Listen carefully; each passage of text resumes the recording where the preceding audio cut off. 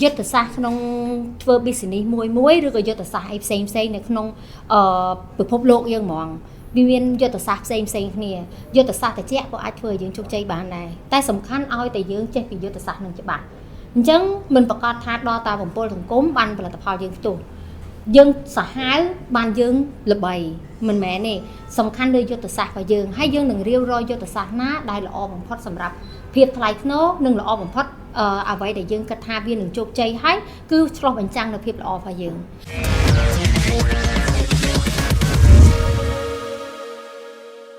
លោកជំទាវដោយសារអញ្ចឹងបើធ្លាប់បានមើលអ្នកដែលគាត់រកស៊ីអញ្ចឹងគេតែមានទស្សនៈមួយគេថាចេះ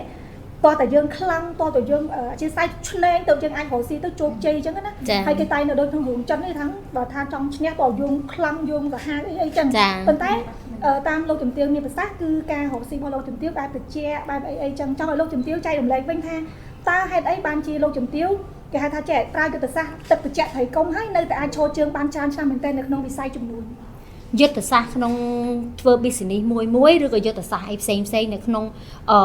ពិភពលោកយើងហ្មងវាមានយុទ្ធសាស្ត្រផ្សេងគ្នាយុទ្ធសាស្ត្រតិចក៏អាចធ្វើឲ្យយើងជោគជ័យបានដែរតែសំខាន់ឲ្យតែយើងចេះពីយុទ្ធសាស្ត្រនឹងច្បាស់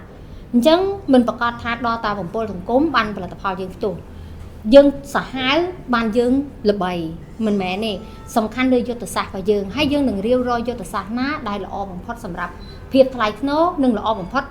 អ្វីដែលយើងគិតថាវានឹងជោគជ័យហើយគឺឆ្លុះបញ្ចាំងនៅភាពល្អរបស់យើងអញ្ចឹងនៅក្នុងនោះគឺវាមានយុទ្ធសាស្ត្រច្រើនណាស់អាស្រ័យទៅលើខួរក្បាលរបស់យើងពីព្រោះដោយសារយើងមជ្ឈដ្ឋាននៅខាងក្រៅអាចឆ្លុះបញ្ចាំងឲ្យយើងជ្រើសរើសយកយុទ្ធសាស្ត្រមួយណាយកមកធ្វើទីផ្សារឬក៏យកមកធ្វើឲ្យយើងមានភាពជោគជ័យបានអញ្ចឹងអាស្រ័យទៅលើខួរក្បាលរបស់យើងហើយបើសិនជាឲ្យបញ្យល់នៅក្នុងនោះវាអាចមានជ្រៅនៅក្នុងនោះព្រោះដោយសារខួរក្បាលយើងជាអ្នកអភិវឌ្ឍដោយខ្លួនឯងជាអ្នកច្នៃប្រឌិតដោយខ្លួនឯងក្នុងការមើលឃើញអ្វីមួយអញ្ចឹងធំបំផុតគឺខួរក្បាលរបស់យើងដោយសារអញ្ចឹងលោកជំទាវបច្ចុប្បន្ននេះទោះបីជាមានថាអ្នកដែលគាត់ធ្វើ content ល្អប៉ុន្តែនៅតែមានអ្នកដែលគាត់ធ្វើ content ដែលគេហៅថាឆាប់ល្បីលោកជំទាវអញ្ចឹងពីលោកជំទាវវិញតើលោកជំទាវគិតថាអញ្ចឹងសម្រាប់អ្នកដែលគាត់ធ្វើ content ដែលបែបឆាប់ល្បីហ្នឹងអាហ្នឹងសម្រាប់លោកជំទាវយល់បែបណាដែរនៅក្នុងនាមជាអ្នកផលិត content ល្អមួយរូបបើសិនជាសម្រាប់ខ្ញុំវិញអ្នកដែលគាត់ធ្វើ content ដែលធ្វើមិនឲ្យឆាប់ល្បីហើយគាត់ខ្វល់ពីគេឈ្មោះដូចជាខ្ញុំអត់សូវយើងអត់ថាគេតែគ្រាន់ថាខ្ញុំមើលទៅមជ្ឈដ្ឋានជុំវិញប្រហែលជាអត់សូវពេញចិត្តបើតាមខ្ញុំស្ដាប់មើលទៅអញ្ចឹងបានមូលហេតុដែលខ្ញុំចូលចិត្តធ្វើ content ល្អដោយសារខ្ញុំឃើញថាគេមើល view គេមើលយើងមែនតែសួរថាគេសរសើរយើងអត់គេអត់សរសើរបងប្អូនទាំងអស់គ្នាប្រកាសជាអត់សារថា content ធ្វើឈួតឡប់ក៏ប៉ុន្តែអ្នកធ្វើ content បែបហ្នឹងគាត់ឃើញ view ផងគាត់ច្រើនហើយអ្នកមើលមកពីគាត់ថាឈួតបានគាត់មើលអញ្ចឹង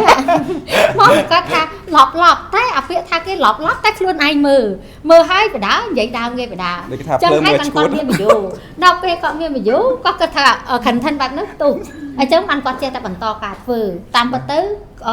អ្នកខ្លះគាត់ធ្វើមិនឲ្យបាន view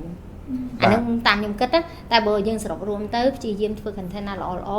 ចែករំលែកនិង content ថ្លៃថ្នូរទៅមហាជនទាំងអស់គ្នាឬបងប្អូនជុំវិញខ្លួនរបស់យើងឲ្យតម្លៃយើងច្រើនជាងពីលោកជំទាវគិតថាការធ្វើ content ឆាប់ផ្ទុះឆាប់ល្បីហើយនឹងការធ្វើ content ដែលយើងសន្សំមួយណានឹងនៅទទួលបាននូវភាពយូរអង្វែងហើយមួយណាចាប់បេះដូងអ្នកមើលបានព្រោះលោកជំទាវបច្ចុប្បន្នខ្ញុំហ៊ាននិយាយថាគឺជាអ្នកដែលធ្វើ content ផ្ទុះហើយផ្ទុះនៅក្នុងភាពល្អទៀតចាអានឹងដូចខ្ញុំនិយាយមិញដែរចឹងវាអាស្រ័យទៅលើយើងរក technique នៅក្នុង content ហ្នឹង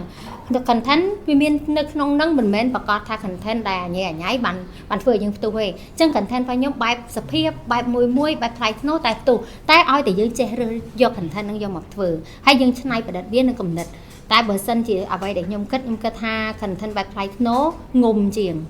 គឺភាពថ្លៃថ្នូរគឺធ្វើឲ្យមហាជន view អង្វែងសូម្បីតែផលិតផលរបស់ខ្ញុំផ្ទាល់ក៏ដោយខ្ញុំតែងតែជ្រើសរើសផលិតផលដែលល្អពិតប្រាកដពិតមែនតែយើងមិនលក់បានច្រើនរាប់សិបអីច្រើនទេតែគេហៅថាងុំយូរអង្វែងតកូនតចៅ brand មួយនេះដោយសារផលិតផលរបស់ខ្ញុំផលិតមកគឺខ្ញុំផ្ដោតទៅលើគុណភាពមែនតើជាចរិតពិតរបស់ខ្ញុំហ្មងខ្ញុំអត់ចង់បានលុយមកដោយ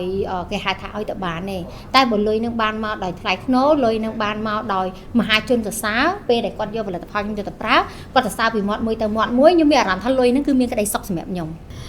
ក្រុមហ៊ុនរបស់ខ្ញុំល្បីខ្លាំងគឺដោយសារសម្លេងយុទ្ធមុខឡាកម៉ូដូចថ្ងៃនេះអញ្ចឹងខ្ញុំចង់បញ្ជាក់ប្រាប់បងប្អូនថាផលិតផលរបស់ខ្ញុំគឺល្អពិតប្រាកដអញ្ចឹងដូចមុខរបស់គាត់ផ្ទាល់គឺជាក់ស្ដែងមកមុនគាត់សាហាវខ្លាំងមែនតើបងប្អូនមើលរូបភាពហើយនេះគឺជាវីដេអូដែលគាត់កាន់ជាមួយនឹងសម្លេងផ្ទាល់តែម្ដងគឺមុខគាត់មុនខ្លាំងមែនតើដល់ពេលឥឡូវគាត់ខានប្រើប្រហែលជា6ខែដោយសារគាត់អត់មានលទ្ធភាពប្រើនេះយើងនិយាយតាមជាក់ស្ដែងណាហើយ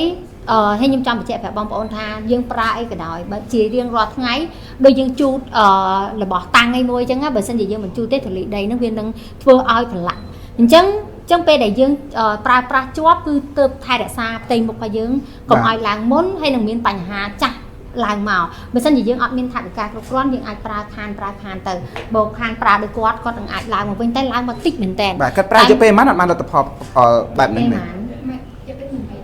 ប្រើយកពេលប៉ុន្មានថ្ងៃឯងគាត់ចូលខែ3មួយខែមួយខែទាំងក្រោយខែរៀងសះបាទអញ្ចឹងនេះដូចបងប្អូនឃើញមកគាត់ដល់ពេលគាត់ប្រើទៅនេះអានេះមកគាត់ណាបាទដល់អាចស្រួលមកមុនគាត់សាហាវខ្លាំងមែនតើដែលយើងមានអារម្មណ៍ថាសម្លេងយើងនឹងព្យាបាលឡើងដល់ថ្នាក់មានអារម្មណ៍ថាមុខគាត់សាហាវខ្លាំងពេកគឺសម្លេងយើងនឹងព្យាបាលគាត់បានអត់ទេតែខ្ញុំឲ្យគាត់ព្យាយាមប្រើដល់ព្យាយាមប្រើទៅគឺបាត់មែនអញ្ចឹងសម្លេងរបស់ខ្ញុំហ្នឹងគឺផ្ទុះដោយសារគុណភាពហ្នឹងឯងចឹងបានធ្វើឲ្យក្រុមហ៊ុនឡាកម៉ូឈរជើងបានមកដល់សប្តាហ៍ថ្ងៃនេះនៅតែមានការគ្រប់គ្រងពីអតិថិជនដោយសារពីមាត់មួយទៅមាត់មួយថាផលិតផលរបស់យើងគឺល្អពិតប្រាកដ